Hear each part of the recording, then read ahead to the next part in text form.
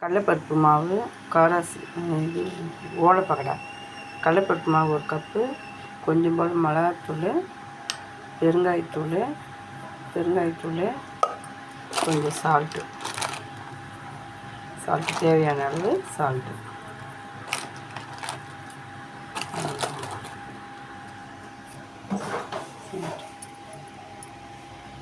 இதெல்லாம் நல்லா தண்ணி ஊற்றி நல்லா கொஞ்சம் பிசைஞ்சு விட்டு,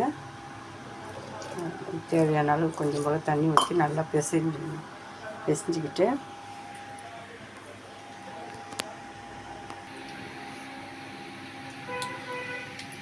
ஓலைப்பக்கோடா ரெடி.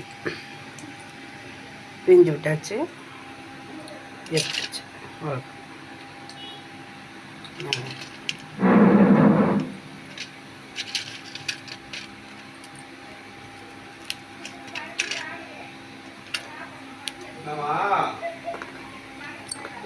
ஓலைப்பக்கோடா ரெடி.